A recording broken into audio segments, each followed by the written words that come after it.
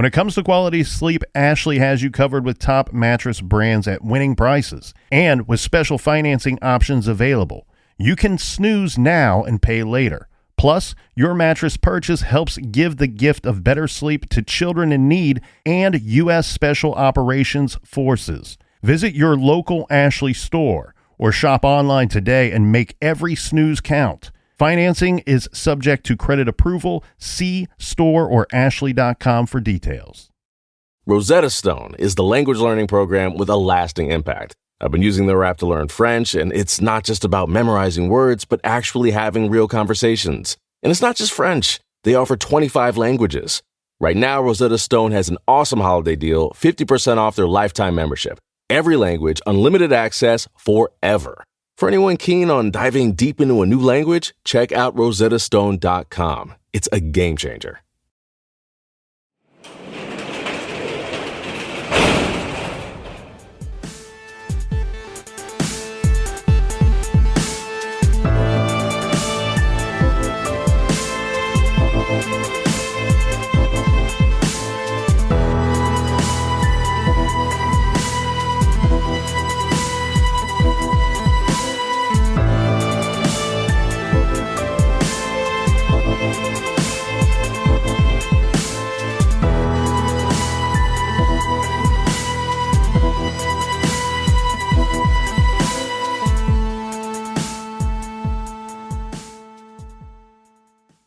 Welcome to True Crime Garage. Wherever you are, whatever you are doing, thanks for listening. I'm your host, Nick, and with me, as always, is a guy who says his heaven is a nice house in the sky. This guy's got so much to say, he had to start a podcast. He is the captain. Thank you. It's good to be seen, and it's good to see you. Thanks for listening, and thanks for telling a friend.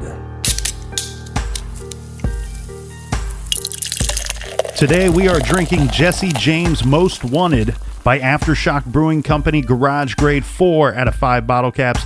This is a very smooth stout, masking an ABV of 12% very well, I might add. And this smooth beer was brought to us by this smooth crew. First up, in the Sunshine State, we have Stephanie and Callie. And next up, we have Alice from Forest Hill over in London. In parts unknown, we have Madeline. She is thanking us for providing a place for all of the true crime geeks. Also, this is very nice. She says her heart belongs to True Crime Garage. Hey, Captain, where's the checklist? Go ahead and make a note that we've acquired one heart. Too late. I sold it on eBay. We need to keep the lights on. And last but not least, a big shout out and thank you to Steven in Hatfield, Pennsylvania. Hey, not last but not least, a big shout out to the smoothest of the smooth, JT Smooths, the head contractor over in Parts Unknown. Thanks to everybody for providing the dough for this week's beer run. And if you want to donate to the show, go to truecrimegarage.com and click on the donate button. And if you click on the store page, you can see the Team Nick shirts, and you want to pick one of those up today. But don't hesitate, because as expected, they are going fast. All right, that's enough of the business. Everybody gather around, grab a chair, grab a beer. Let's talk some true crime.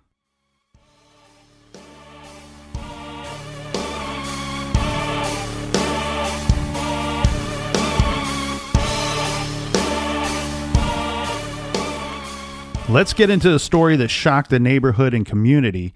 This takes place in Philadelphia back in July 29th of 2000. Two young sisters played outside while waiting for their mother to return from across the street with dinner. Ariana DeJesus and her sister had been riding bikes in the neighborhood and enjoying the summer as kids will do. When their mother returned with dinner just a few minutes later, 5-year-old Ariana was nowhere to be found. Now, the little girl was reported missing, and the neighbors helped search for the young girl for several days. Well, on August 3rd, the remains of a child were found in an empty apartment building in the family's neighborhood not far from where she was last seen. It was soon confirmed that the body was that of Ariana DeJesus. It was discovered that the young girl had been raped and then strangled before her body was placed in a trash bag and left underneath heavy rolls of carpet in the apartment building. Near the body was a t-shirt with a political logo on it. This t-shirt also contained the blood of the little girl. A resident of the apartment building, this is Jorge Contreras, He recognized the shirt as one that he had lent to a homeless drifter known to him only as Carlos. So earlier that same summer, Jorge took pity on this young homeless man. He gave him clothing, he gave him shelter, he even gave him a job to do. He worked at Hunting Park. Carlos worked there about 3 days a week. Now, Jorge Contreras, he had to go out of town. This is the weekend of July 29th. And when he went out of town, he gave Carlos a set of keys. This is to an apartment so that he would have access to the building so he could get in there and do some work while the man was away. Now, another girl in the neighborhood would eventually tell police that she had seen Ariana walking with a Hispanic male. This is the evening that she had gone missing, and that she was holding the man's hand. They were walking in the direction of the apartment building where the body was later found. After that night, Carlos was nowhere to be found in Philadelphia, nowhere in the neighborhood. A sketch was made of this Carlos, and DNA that was found at the crime scene was entered into a national database. This is the CODIS database, in hopes of finding out more about this suspect. Unfortunately, no matches turned up, and tips of the suspect's whereabouts turned up empty. The case soon turned cold. Since he had not been seen since the girl went missing, Carlos then became wanted for questioning. We mentioned the sketch of him as well. This was profiled on the show America's Most Wanted. But later, police are going to get a huge break in this very tragic unsolved murder. A man named Alexis Flores. He was arrested in Phoenix, Arizona for shoplifting in 2002. Now, 2 years later, police came to Flores' residence in response to a noise complaint. While talking to him, he ends up giving the officers fraudulent identity documents. Well, possession of these items in Arizona is a felony. So he is arrested. And when he's arrested, they noted that his demeanor was welcoming and friendly. They really didn't have anything bad to say about the guy. He didn't he didn't put up a fight when he was arrested.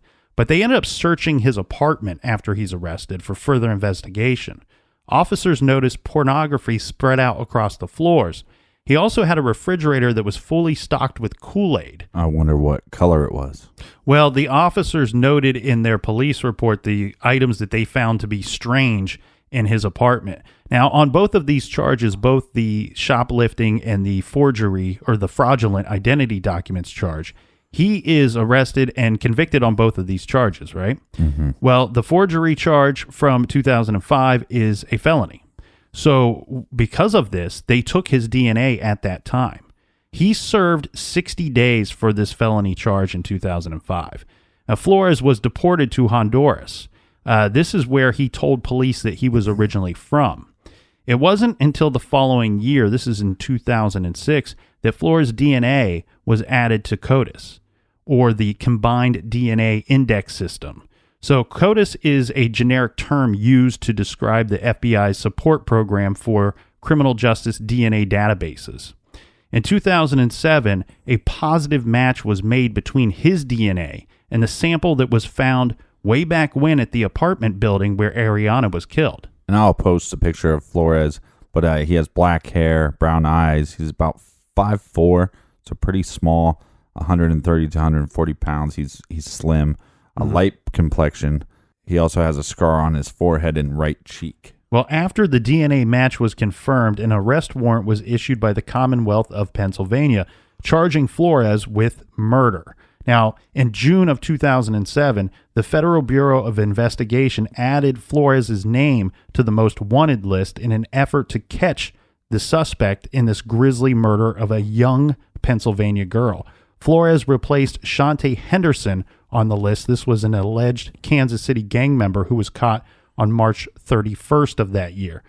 Now, the same day she was placed on the list was the same day she was apprehended. So he replaces her, and now they're offering a $100,000 reward for information that leads to the capture of Alexa Flores. The thing here is, though, authorities do believe that Flores is probably still living in Honduras, where they sent him back to after he committed the felony. Right. But regardless, we saw the situation yesterday when we talked about Van Wees. We were able to get him extradited back from Mexico so he could finally serve out that prison sentence that he deserves for murder. And the authorities here they're still very determined to bring him to justice for the murder of a little girl.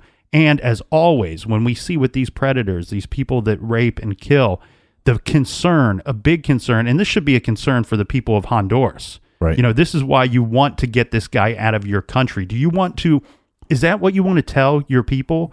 That, you know, we understand that you're from this country. You go off to another country and you commit horrible acts against very innocent people. Against children. Yeah. And then guess what? You can just come back here and we will house you, and you won't ever have to serve punishment or jail time for your crimes. That's not what you want to tell your people.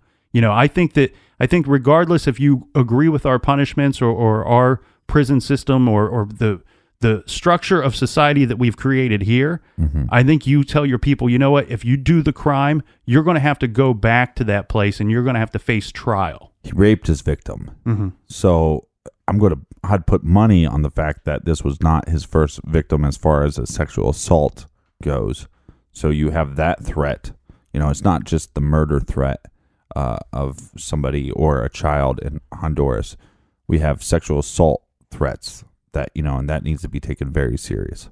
Yeah, and I mean, who knows? Maybe Kool-Aid is his beverage of choice. I don't know. Everybody enjoys a nice glass of Kool-Aid every now and then. What are you getting at with Kool-Aid? But I'm just saying that it seems like it would be something that you would use to lure a child or a young potential victim with, you know? So to me, I feel like we have a guy here that is extremely dangerous. Right. So you're just assuming that, you know, this guy, that he has Kool-Aid for children. That is my assumption, yes. I was just going to assume that he has it because he's, you know, a thirsty man.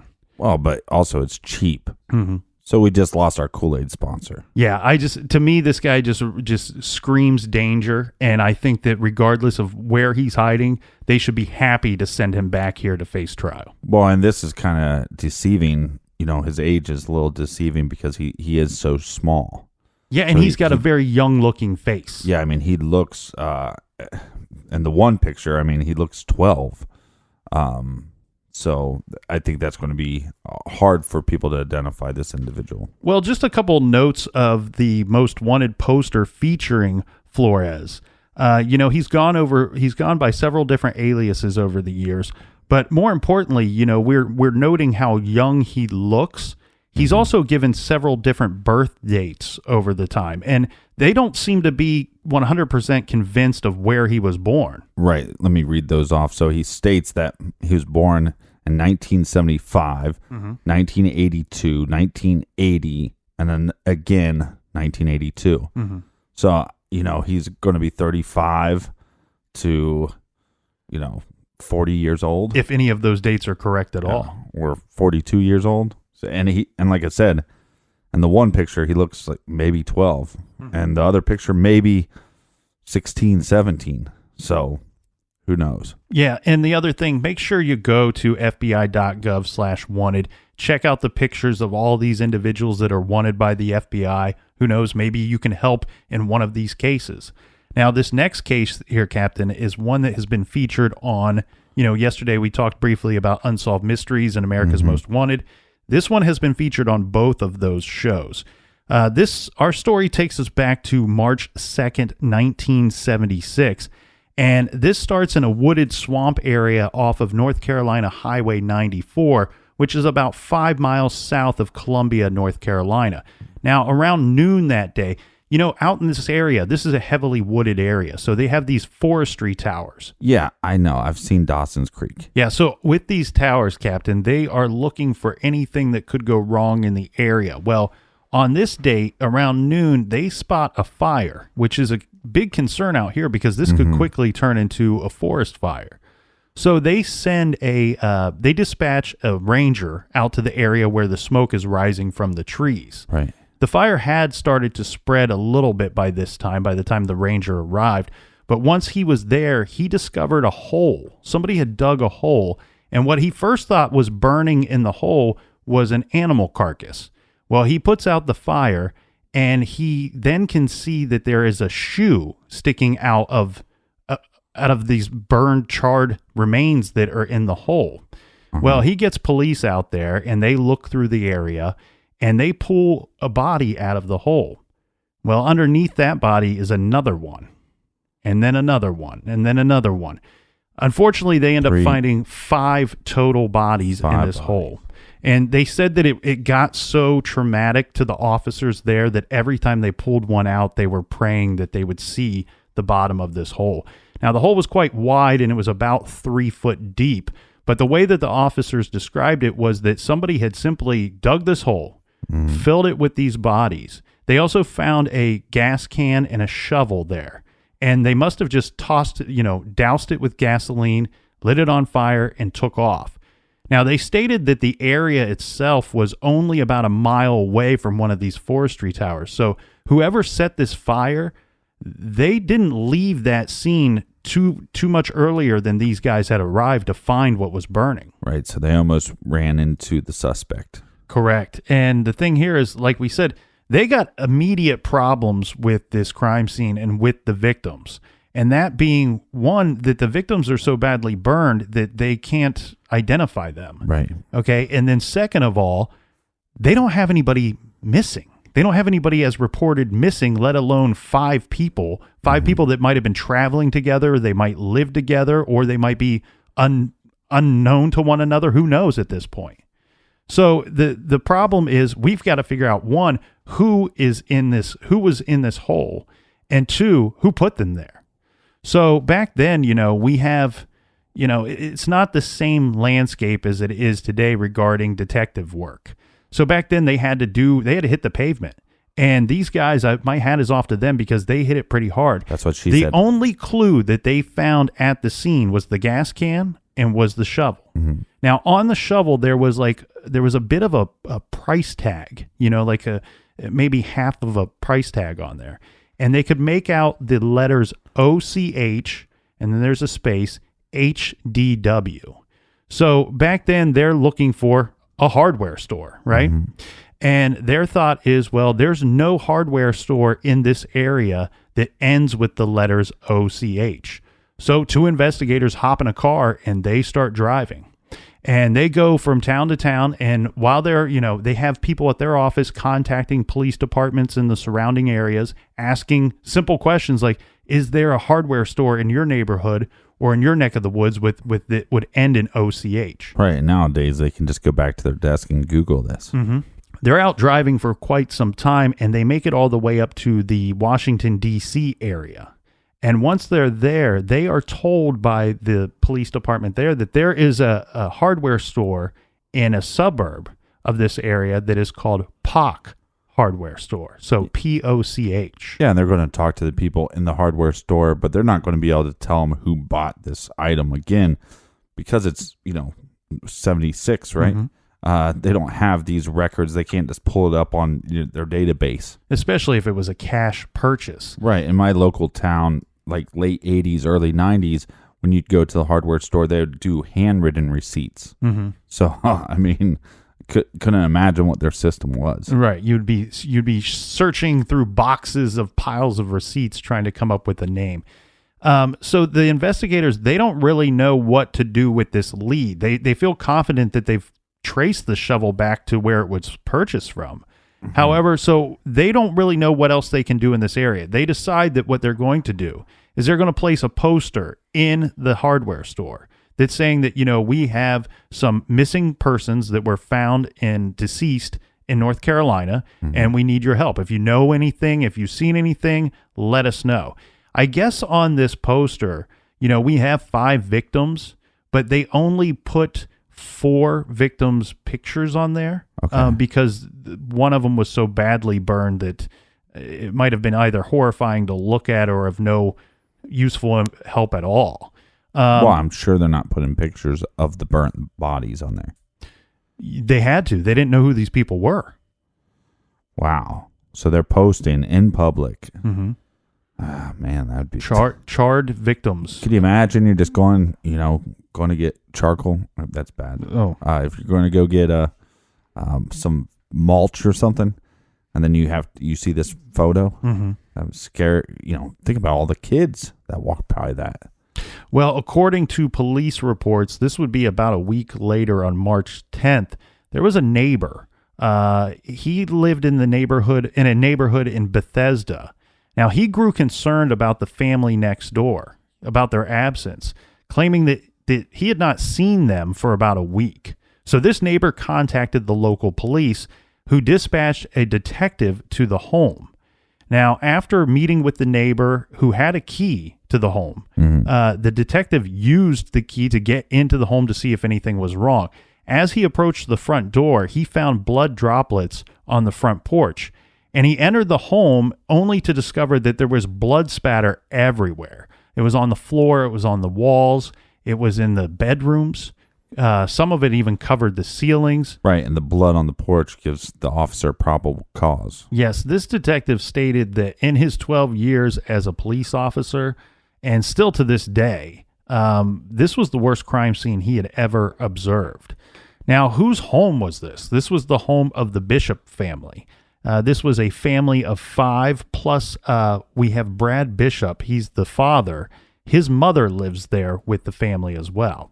Well, it doesn't take too long, Captain, for them to figure out who was in that hole, because using dental records, they confirmed that the bodies found in North Carolina were that of Bishop's wife, his mother, and his 3 sons. And our target suspect is going to be, obviously, the father, William Bradford Bishop Jr. We'll get back to this after a quick beer break.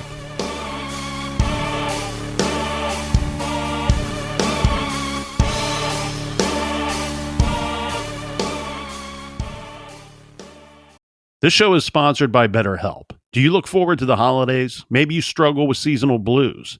This time of year can be a lot, and it's natural to feel some sadness or even anxiety about it. But adding something new and positive to your life can counteract some of those feelings. Therapy can be a bright spot, something to look forward to make you feel grounded, and to give you the tools to manage everything going on. If you're thinking of starting therapy, give BetterHelp a try. It's entirely online, designed to be convenient, flexible, and suited to your schedule. Just fill out a brief questionnaire to get matched with a licensed therapist and switch therapists at any time for no additional charge. Find your bright spot this season with BetterHelp. Visit BetterHelp.com/garage today to get 10% off your first month. That's BetterHelp, HELP.com/garage. Dreaming of overseas adventures or connecting more deeply with family from afar? Rosetta Stone bridges the language gap. I've tried others, but Rosetta Stone's immersive lessons and voice feedback technology are game changers. Dive into 25 languages by learning intuitively, just like when you were a kid. And here's the holiday sparkle.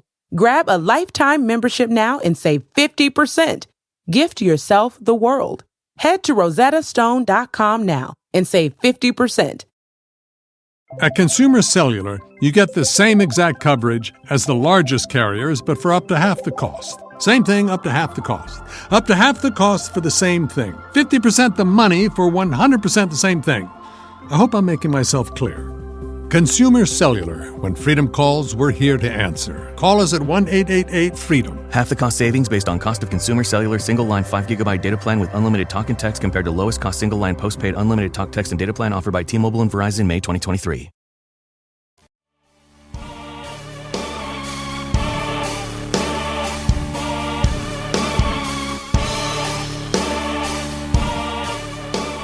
All right, we're back. Cheers, mates. So who is William Bradford Bishop Jr.? Well, he goes by Brad Bishop, and he's a pretty accomplished man by the time of 1976. He has graduated from Yale. He also has a master's degree in Italian from Middlebury College. So this is a well-schooled, well-educated man. Yeah, it lists that he speaks 5 languages, and that he also, his occupation was United States Government Foreign Service Officer. Yeah, and before he worked for the U.S. State Department, he spent 4 years in the U.S. Army where he worked in counterintelligence. So this is a guy that has a bit of a unique background. Well, he spent a lot of time working, as the captain had said, in the U.S. Foreign Service. This was for many postings overseas. Some of the postings included Italian cities, and he was well-traveled, well-educated. The thing here is, Captain, when he was working for the U.S. State Department, they have a bit of a situation where it's like this. It's an up or out situation, meaning that you either keep getting promoted, year after year to new job assignments, or once you stop receiving these promotions, well, you get fired, you get let go. Right. This is the same thing I've been trying to tell you about the garage. I mean, if you don't take the position of colonel, we're going to have to get rid of you. Well, I've applied, and there's several people that will vouch for my You have not applied. ability. You have not applied. You keep denying the request of colonel. You know what? I tell you what, Captain, there's only two of us here in the garage, so I really think my best ability is my availability. So I'm here. I should get the job.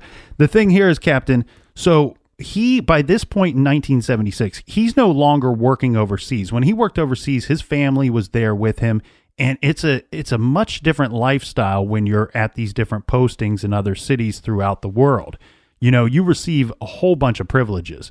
And on top of that, you get your regular salary, but you basically have no cost of living. You know, they're providing housing for you, transportation, things of that nature. So when you have to come back and start working in the United States, you still collect your salary, but now you have to pay for cost of living. And this guy, he liked to live a bit of a lavish lifestyle when he could. Mm-hmm. He got used to that overseas.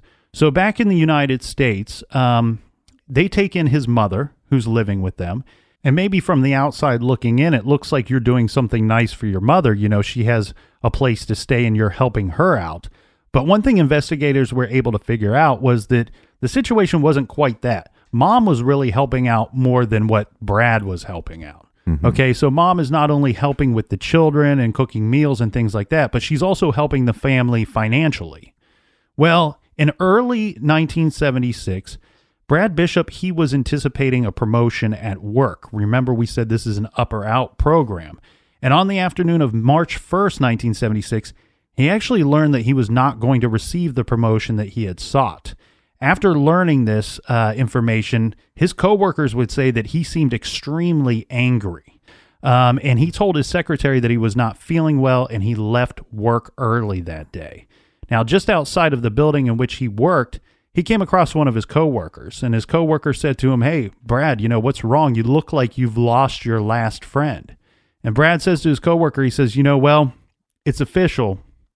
I didn't get the promotion that I was looking for." His coworker says to him, "Well, I didn't get the promotion I was looking for either." Mm-hmm. He says, "You know, Brad, just take it easy. You should just go home, try to get some sleep. Tomorrow's a new day. Give me a call next week and we'll try to figure something out." Well, Brad is a bit of an arrogant dude. Oh, his name's Brad. And Brad says to his coworker, "You know, I know you didn't get your promotion, but I was much more deserving of the promotion that I was seeking." So the coworker says, unfortunately, he never heard from Brad Bishop again. Well, fortunately, he didn't. Police have figured out that after he left that day from the U.S. State Department headquarters, mm-hmm. he went to a bank where he withdrew several hundreds of dollars. He then drove to a Montgomery Mall and bought a sledgehammer and a gas can at the Sears. From there, he went to a gas station and filled the gas can, as well as filling up his vehicle. This is a station wagon. And from there, he drove to Pox Hardware, which this was the time where he purchased the shovel. Right, the smoking gun. Mm-hmm. Well, after this, he returned to his home, and police believe that he would have got there between 7:30 and 8 p.m. After dinner, he and his wife put the children to bed, and after which, his wife went into the study, and she's working on some correspondence and such. And his mother decided to take the family's dog, this is a golden retriever, for a walk. Well, while his mother is gone on the walk, Brad, he attacks his wife in the study. And this sledgehammer, we said he bought a sledgehammer, but it's not, you know, the big long-handled sledgehammer. It's got the sledgehammer head with a more traditional handle of a hammer. So it's a handheld deal. And he attacks her in the study. They could determine this by the amount of blood that was found in the study. They believe that after he had killed his wife, that he carried her into their bedroom and placed her on the bed and closing the door. He then went upstairs into the children's bedrooms and attacked them as they slept. Now, one of the kids slept in a bunk bed. And so one thing that the police found incredibly disturbing amongst all the blood that was in the house was the number of times that they could tell that when he was pulling the sledgehammer up that he was hitting the ceiling and making marks and holes in the ceiling, and the number of times that he had to do that while he killed his child. This is an animal. Mm-hmm. Well, his mother would return from walking the dog, and they believed that she must have spotted some of the blood because she apparently tried to lock herself in the bathroom to get away from Brad. Well, Brad, he kicks in the door. And it's not so easy. He really had to beat down this door to get into the bathroom. And there he killed his mother. From there, they believe that he cleaned himself up, that he took a shower, maybe a change of clothes. And then he loaded all of the bodies of his family into the family station wagon. From there, he drove over 275 miles down to that spot in North Carolina, where on the next day he dug the shallow hole and he piled the bodies into the hole and doused them with gasoline and set them ablaze. It seemed like he had a definitive plan. Yeah, here's the thing, Captain, and this is one thing I found it's extremely interesting, was investigators wondered why he wouldn't have just buried his family. Because they state that, at some point we would have noticed that this empty house, there was nobody in this house anymore, and we have some missing persons. But this was... Well, we have tons of blood. Yeah. But the thing here is he could have eventually cleaned up that house. Mm-hmm. Any number of things could have happened, and they just really wonder why he didn't bury them, because they really believe, given the location that he chose to set this fire, that they may have never found the bodies of his family. Right. And in an interview, remember I said this was covered on Unsolved Mysteries and America's Most Wanted. Later, it was covered on The Hunt, the John Walsh show. Right. And on that show, they had an interview with the psychiatrist that said, in his opinion, for Brad killing his family, the murders didn't stop when they were dead. For Brad, the murders stopped after he drove the bodies out into the woods, dug the hole, and set them on fire. And almost because he's such a psychopath and that he was such a narcissist, that he believed that these people were holding him back, that he couldn't live the life that he wanted to live because of his family. And the psychiatrist believes, in his opinion, that the murders weren't over until he set that fire and somebody found the bodies of his family. Yeah, well, like I said before, this, Brad is an animal. Mm-hmm. But what made him that way, I don't know. I mean, look, he was in the service during the Vietnam War. What testings were being done, right? Mm-hmm. So, I mean, I think, he was, a spy at one point, right? Mm-hmm. So, what was done to him, was it as simple as this guy was a psychopath and he didn't get a promotion and that made him snap and then he killed everybody in his family? Or was there something deeper that happened? Yeah, and he was on some medications for some mental illnesses, let's say. Mm-hmm. They also believe that he may have suffered from some form of insomnia. But regardless... Oh, yeah, because, when you can't sleep, you just kill everybody in your family. Right. I don't want to make it sound like we're sympathizing for this guy. This guy clearly could not handle the stresses in his life that was brought upon by his own choices that he made in life. Maybe his choices. I'm just saying, look, you're, like we said, he speaks 5 languages. Mm-hmm. He's, overseas doing intelligence work. What did this guy go through? Mm-hmm. I'm just saying, like, I think how this individual got to this point, to be able to kill not only his wife but his children and then his mother. I mean, you have to. What did you go through? I think that's the mystery to me. Right, because we all want to know why when something like this happens. I mean, this is one of the most horrible things you can think of. You want to know why. How the hell did it get to be this way? I mean, we may never know. We may never know, but I will throw out there this, you have other options. You can just walk away. You can just walk away and not, end the lives of these people that are supposed to be your loved ones. Right, but sometimes it's not that simple. And that's all I'm saying is we don't know what this individual went through. I'm not trying to sympathize with him, but, there was a lot of testing done with, LSD, for example. You do these kind of testings, right, on these individuals, and they did it with they did testing on Ted Kaczynski, and look what happened there. So there is a consequence if they're running these tests. I'm just wondering if he was a part of that, because it seems like in his professional life, that's the community he was surrounded by. Yeah, but I mean, I get it. I have no evidence of that. Right, obviously. I get what you're saying. I guess what I keep going back to is the cowardliness of killing these people, ambushing them, and then he didn't even bother to take his own life. He clearly valued his own life much more that than we know of than theirs, and he chose, instead of walking away, he chose to kill them and then walk away. Well, let's get back on the trail of Brad Bishop real fast here. So the police believe that, and later confirmed this, that same day that he lit the fire, that Bishop visited a sporting goods store in Jacksonville, North Carolina. There he used a credit card to purchase some tennis shoes. They believe that because of, digging the hole and all the work that he did up in that forested area, that he was in need of some new shoes. Now, the strange thing here is, according to one witness, there were several people that had seen him at the sporting goods store, but according to one witness, he had the family dog with him on a leash and was possibly accompanied by a woman described as dark-skinned. This would be the only report of seeing him with a woman, so it might just have been somebody walking near him. I don't know the details of that eyewitness account. Now, we have on March 18th, the Bishop family car, that was the station wagon that we had mentioned, it was found abandoned in an isolated camping ground in Tennessee. This is in the Great Smoky Mountains National Park. The car contained dog biscuits, a bloody blanket, a shotgun, an axe, a shaving kit, and it also contained the medication that he was on at the time.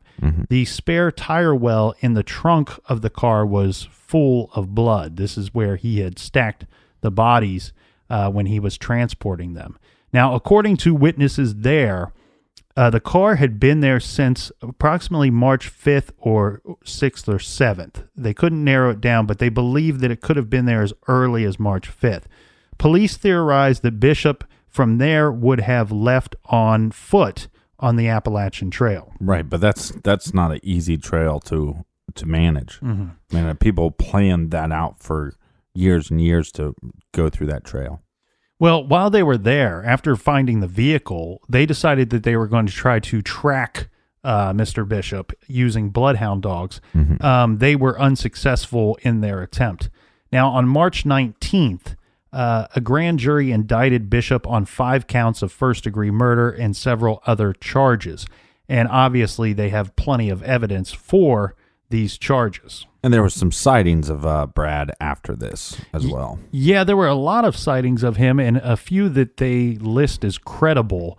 But one thing here, Captain, the police have an uphill battle. I mean, I'm not suggesting that they're not intelligent, but we're dealing with a man of a certain high intelligence here. Also, with the ability to speak many different languages, he can fit in, in different localities all over the world. It's not that he's like some genius, but he was also trained by our government. In counterintelligence, have you? Right. And the thing here is Bishop had approximately 1 week of advanced time before the authorities began looking for him. And during that time, he could have even used his passport to travel outside of the U.S. Keep in mind the methods of air travel and immigration back in 1976 and throughout much of the world were much different back then. He could have easily traveled and avoided leaving a paper trail of any kind. Right. My name is Frank Abagnale. And like you had said, Captain, Bishop had been cited a number of times in various European countries over the years, and there were a few credible sightings. And of those, let's go through those real quick. In July of 1978, a Swedish woman who said that she had worked with Bishop while on a business trip in Ethiopia. She reported having spotted him twice in a public park in Stockholm, Sweden, during a span of 1 week. She stated that she is absolutely certain that the man she saw in the park is Brad Bishop. Now, let's fast forward to the following year. In January of 1979, Bishop was reportedly seen by a former U.S. State Department colleague in a restroom in Sorrento, Italy. The colleague spoke to him. I've heard an interview with this guy, and he says, this is an old dude. I like these old timers. He says, "This is an old dude." He's an old dude, man. He's probably in his late 70s by now. Right. It's strange enough. This is the same guy that saw Brad Bishop when he found out he was not getting promoted. Oh, the guy that wasn't as qualified. Right. That Brad told him, you're less deserving than me. You don't deserve this. So in his interview, he starts off the interview by saying, "You know what? I don't normally speak to people in men's restrooms." It's kind of an old dude thing. But anyway, he says that he went into the restroom. I don't like to do that either. And there's a dude standing there, and of course he's got to, you got to get up on the wall, and sometimes you have to stand next to somebody. And so he's standing next to him, and he looks over, and he said the guy has Why the long face? He has a beard. Wow. And he said, "You know what? Immediately when I looked at the guy, even after several years, he goes, I knew right away who this was." Right, because he's the asshole that told you that you weren't qualified. Yeah, you never forget that face. Yeah, you don't forget an asshole. Beard or no beard. So he says to the guy, he just says, "You're Brad Bishop, aren't you?" Right. And he said as soon as the words came out of his mouth that the man started shaking. And he kind of jumped back, and he's shouted out something, and he ran out of the restroom. Well, he tried to follow him, and eventually this guy that he believes to be Brad Bishop took off and ran down an alley. Now, we also have a situation. This is some real Jason Bourne stuff right there. Yeah, we have this situation in 1994, September 19th, 1994. This is in Switzerland on a train. And a person who had known Bishop and his family back from Bethesda was on vacation in Europe and reported that she had seen Bishop just a few feet away from her on the train. And she stated that that Bishop appeared to be well groomed at the time of this he didn't have sighting. a beard. He went through his beard phase. He got rid of the beard. Well, he's probably, could be changing his appearance, constantly during his time on the run. So, I mean, it's most likely that Brad Bishop is in the UK. Well, somewhere in Europe is what I think that they're stating here. A quick little profile here, Captain. The FBI states that Bishop was an avid outdoorsman who enjoyed camping and hiking. He does have a pilot's license. So not only does he speak all these different languages, he has the ability to fly.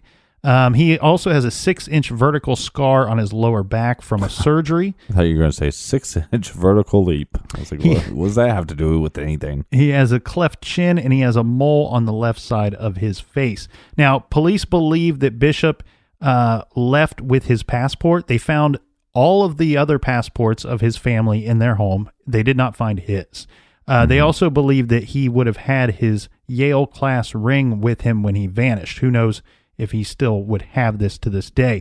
Now, fugitive status, the police, they believe as of 2010 that he was still alive, possibly living in Switzerland, Italy, or some other location in Europe. Now, here's a weird thing that they kind of throw in here with really nothing to back it up. They say that he still might be in the United States, possibly in California, where if this were to have been him, that they believe he may have worked as a teacher at some point and possibly have been involved in more criminal activities. It's weird. Yeah, nothing really to back that up. It seems like there's a lot more to back up the thought that he could be in Europe somewhere. Would be easier to teach over there. I mean, we got a guy that's fluent in multiple languages for him to be able to go. I mean, they'll take non-college graduates and teach English over there sometimes. So I could see that being a possibility. But, the thing about William Bradford Bishop is he'd be in his 80s. Yeah, so he would be roughly 80 years old. Yeah, right. So if he did not kill himself, if these sightings were accurate, and he lived, life outside of this crime, he's probably dead or going to be dead soon. Yes. So. I don't know that this 100% rules out, possibility of suicide or if he was killed in another way. But during the time of their investigation in the mid to late 70s, they were checking any unidentified male bodies in the area. And they couldn't confirm any of them to be that of Brad Bishop. There was a situation in 2014 where there was an unidentified man who had been killed in a hit and run situation in Alabama. And they had checked his body to see if he would be Brad Bishop. And of course, that was not the case. Now, for a little more information on Brad Bishop, of course, you can go to fbi.gov/wanted. Now, on there, they have a 2014 age progression sculpture. This was requested by the FBI, and a forensic artist created this sculpture. And so it's hideous. I mean, not the work itself. It's great work, but this guy becomes hideous. Yeah, and this would be his projected appearance in this sculpture would be at the age of 77. And FYI, this show was not sponsored by fbi.gov/wanted. Just to let you know. Yeah, we keep saying that, but we're just hoping that people will check that website, periodically. Check it out, from time to time. Remind yourself that there are people out there that need to be apprehended. They need to be questioned. They need to be brought to trial. And we can all certainly do our part. We've seen the high success rate that the FBI has had using the public's assistance. So we're all in this together. Well, we used to be in this together with you, but this, the garage and Parts Unknown is, move up or move on. So you'll be moving on. It's been real. All right. Well, thanks for joining us in the garage for the last 131 episodes as of today. All right. Well, we need to wrap this one up. Yeah, so how about a little recommended reading here, Captain? Yes, sir. This week we recommend Who Killed Bob Crane, the final close-up by John Hook. Bob Crane is best known for his performance as Colonel Robert Hogan on the old CBS show Hogan's Heroes. The series aired from 1965 to 1971, but on the afternoon of June 29th, 1978, Crane's co-star, Victoria Ann Barry, entered his apartment after he failed to show up for a lunch meeting and discovered his dead body. Now, Crane had been bludgeoned to death with a weapon that was never identified, though investigators believed it to be a camera tripod. An electrical cord had been tied around his neck. His murder remains unsolved. There was an arrest. Police arrested Crane's friend John Carpenter. The two friends had a weird, dark obsession. This was videotaping women during sexual encounters. Carpenter went to trial, but was acquitted. So now we're left asking, who killed Bob Crane? Was it Carpenter or was it someone else? So check out. And this is not John Carpenter, the Halloween John Carpenter. Not the famous John Carpenter. This Right. is some hanger-on that was friends with Bob Crane. Yeah, John Henry Carpenter. Yeah, so check out Who Killed Bob Crane by John Hook. You can do that by going to our website, truecrimegarage.com. Click on the recommended page. We have that recommendation there as well as all of our others, and we have our Amazon banner that you can use to pick up any of your favorite true crime books. All right, so if you haven't got a Team Nick shirt, I tried to get him to do the Team Colonel shirt, but he was, he kind of was lame. Mr. Lamo. He was Colonel Lame Pants. Hey, it's all about me. I wanted to see my hey, name Mr. on the Clean shirt. Pants. Why are your pants so clean? Real quick, Captain, a word to the wise. We want to tell everybody that all the people that love True Crime Garage, make sure you subscribe to the show because we've been getting a little willy-nilly with the release times and dates of our show. And next week we have a big surprise for you. So if you subscribe, you don't have to keep refreshing your phone looking for the garage. Yes. So make sure you subscribe because next week you don't want to be the last one in the garage. Yeah, for the surprise. All right. Till next week, my friend. Everybody be good, be kind, and don't litter.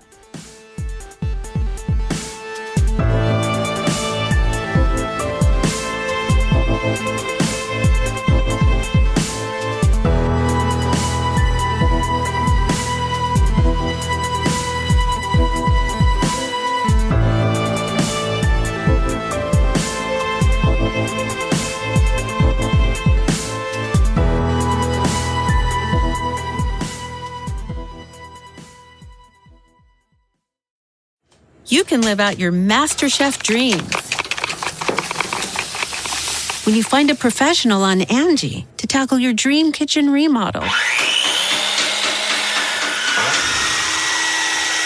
Connect with skilled professionals to get all your home projects done well. Inside to outside, repairs to renovations. Get started on the Angie app or visit Angie.com today. You can do this when you Angie that.